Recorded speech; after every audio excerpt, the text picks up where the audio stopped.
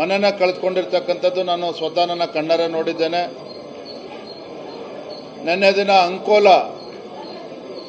ಅಂಕೋಲ ತಾಲೂಕಿನಲ್ಲಿ ಉಳುವಾರೆ, ಶಿರೂರು ಆ ಭಾಗದಲ್ಲೂ ಕೂಡ ನಾನು ಭೇಟಿಯನ್ನು ಕೊಟ್ಟೆ. ಹಾಗಾಗಿ ರಾಜ್ಯದಲ್ಲಿ ಎಲ್ಲ ಕಡೆ ಮಳೆ ಹೆಚ್ಚಾಗಿರುವ ಕಾರಣ ಬಡವರು ಮನೆ ಕುಸಿತಾ ಇದೆ. ನಾನು ಈ ಸಂದರ್ಭದಲ್ಲಿ ರಾಜ್ಯ ಸರ್ಕಾರಕ್ಕೆ ಒತ್ತಾಯವನ್ನು ಮಾಡ್ತೇನೆ. ಏನು ಬಡವರು ಮನೆಯನ್ನು ಕಳೆದುಕೊಂಡಿದ್ದಾರೆ, ಹೆಚ್ಚು ಪ್ರವಾಹ ಆಗಿರೋದ್ರಿಂದ, ಮಳೆ ಹೆಚ್ಚಾಗಿರೋದ್ರಿಂದ ಮನೆಗಳೇನು ಕುಸಿದಿದೆ, ಬಡವರೇನು ಮನೆ ಕಳೆದುಕೊಂಡಿದ್ದಾರೆ. ಹಿಂದೆ ತಮಗೆ ನೆನಪಿರ್ಬೋದು, BJP ಸರ್ಕಾರ ಇದ್ದಾಗ ಸನ್ಮಾನ್ಯ BS ಯಡಿಯೂರಪ್ಪನವರು ರಾಜ್ಯದ ಮುಖ್ಯಮಂತ್ರಿಗಳಿದ್ದಾಗ NDRF ನಾರ್ಮ್ಸ್ ಪ್ರಕಾರ ಯಾರು ಬಡವರು ಮನೆ ಕಳ್ಕೊಂಡಿದ್ದಾರೆ, ಆ ಮನೆನ ಕಳ್ಕೊಂಡಿದ್ದ ಬಡವರಿಗೆ NDRF ನಾರ್ಮ್ಸ್ ಪ್ರಕಾರ 1 ಲಕ್ಷ ಚಿಲ್ಲರೆ ಕೊಡ್ತಾ ಇದ್ರು.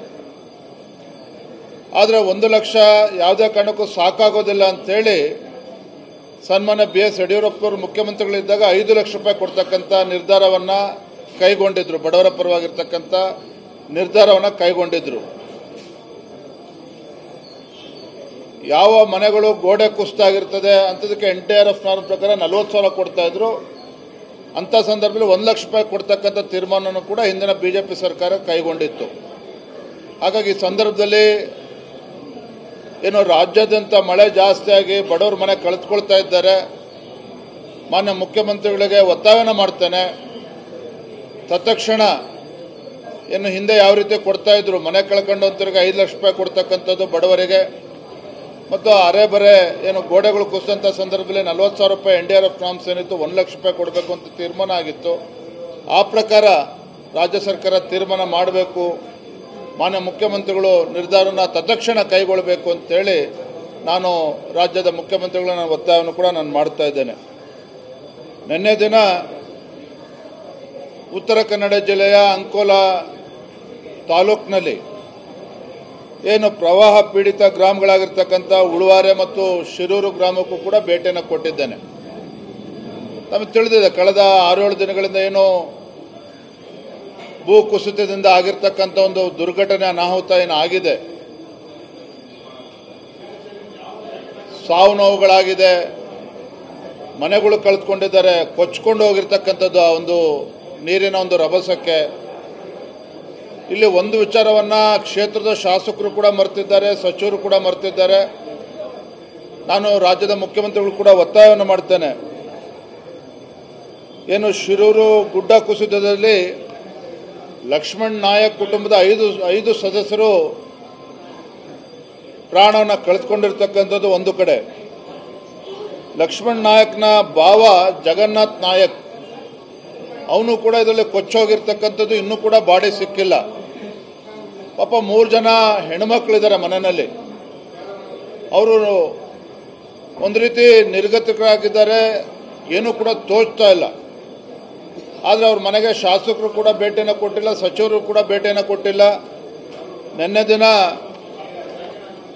ನಾನು ಅವ್ರ ಮನೆಗೆ ಭೇಟಿಯನ್ನು ನೀಡ್ತಕ್ಕಂಥ ಪ್ರಯತ್ನ ಮಾಡಿ ಅವರ ತಾಯಿ, ಅವರ ಶ್ರೀಮತಿಯವ್ರನ್ನ, ಅವರ ಹೆಣ್ಮಕ್ಳನ್ನ, ಅವ್ರನ್ನೂ ಕೂಡ ನಿನ್ನೆ ದಿನ ನಾನು ಭೇಟಿ ಮಾಡಿ ಬಂದಿದ್ದೇನೆ. ಪಾಪ ಯಾರೂ ಕೂಡ ಅವ್ರ ಮನೆಗೆ ಭೇಟಿ ನೀಡಿಲ್ಲ, ಸಾಂತ್ವನ ಹೇಳ್ತಕ್ಕಂಥ ಪ್ರಯತ್ನವನ್ನು ಕೂಡ ಮಾಡಿಲ್ಲ, ಪರಿಹಾರವನ್ನು ಕೂಡ ಕೊಟ್ಟಿಲ್ಲ. ಕಾನೂನು ಏನೋ ಇರ್ಬೋದು, ಯಾಕೆಂತೇಳಿದ್ರೆ ಆ ಒಂದು ಜಗನ್ನಾಥ್ ನಾಯಕ್ ಬಾಡಿನೂ ಕೂಡ ಸಿಕ್ಕಿಲ್ಲ, ಒಪ್ಕೊಳ್ತೇನೆ. ಆದರೆ ಪಾಪ ಆ ಕುಟುಂಬ ತುಂಬ ಬಡ ಕುಟುಂಬ ಇದೆ. ಆ ಕುಟುಂಬಕ್ಕೆ ತತ್ಕ್ಷಣ ರಾಜ್ಯ ಸರ್ಕಾರ ಸ್ಪಂದನೆ ಮಾಡಬೇಕು, ಪರಿಹಾರವನ್ನು ಕೂಡ ನೀಡಬೇಕು ಅಂತ ಅನ್ನುವ ಒತ್ತಾಯವನ್ನು ಕೂಡ ನಾನು ನಾನು ಮಾಡ್ತಾ ಇದ್ದೇನೆ. ಮಾಡ್ತೇನಪ್ಪ. 0 ಅವರಲ್ಲಿ ಇವತ್ತು ಪ್ರಶ್ನೆನ ಎತ್ತಾ ಇದ್ದೇನೆ. ಶೂನ್ಯ ವೇಳೆಯಲ್ಲಿ ಈ ವಿಚಾರವನ್ನು ಪ್ರಸ್ತಾಪವನ್ನು ಕೂಡ ನಾನು ಮಾಡ್ತೇನೆ. ನಾಳೆ ಇದೆ ನಾನು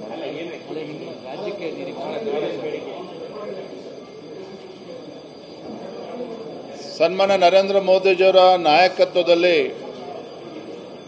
ಏನು ನಿರ್ಮಲಾ ಸೀತಾರಾಮನ್ ಅವರು ನಮ್ಮ ಹಣಕಾಸಿನ ಸಚಿವೆ 7ನೇ ಬಜೆಟನ್ನು ನಾಳೆ ದಿನ ಮಂಡನೆ ಮಾಡೋರಿದ್ದಾರೆ.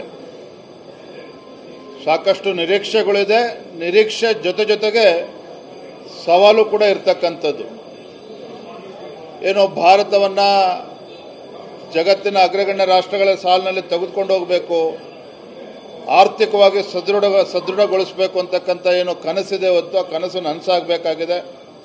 ಇದರ ಮಧ್ಯೆ ನಮ್ಮ ಹಣಕಾಸಿನ ಸಚಿವೆ ನಿರ್ಮಲಾ ಸೀತಾರಾಮನ್ ಅವರು ಉತ್ತಮ ಬಜೆಟನ್ನು ಮಂಡನೆ ಮಾಡ್ತಾರೆ. ನಮ್ಮ ರಾಜ್ಯಕ್ಕೂ ಕೂಡ ಹಿಂದೂ ಕೂಡ ಅಪಾರವಾಗಿರ್ತಕ್ಕಂಥ ಕೊಡುಗೆಯನ್ನು ನೀಡಿದ್ದಾರೆ.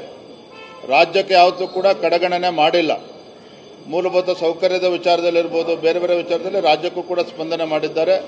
ಈ ಒಂದು ಬಜೆಟಲ್ಲೂ ಸಹ ವಿಶೇಷವಾಗಿ ರೈತರಿಗೆ ಅನುಕೂಲ ಆಗಬೇಕು, ಯುವಕರಿಗೆ ಇನ್ನೂ ಹೆಚ್ಚು ಉದ್ಯೋಗ ಅವಕಾಶವನ್ನು ಸಿಗ್ತಕ್ಕಂಥ ನಿಟ್ಟಿನಲ್ಲಿ ಮತ್ತು ಮಧ್ಯಮ ವರ್ಗಕ್ಕೂ ಕೂಡ ಒಂದು ಉತ್ತಮ ಸಂದೇಶವನ್ನು ನೀಡ್ತಾರೆ ಅನ್ನೋ ವಿಶ್ವಾಸ ನಂಗೆ ಸಂಪೂರ್ಣವಾಗಿದೆ.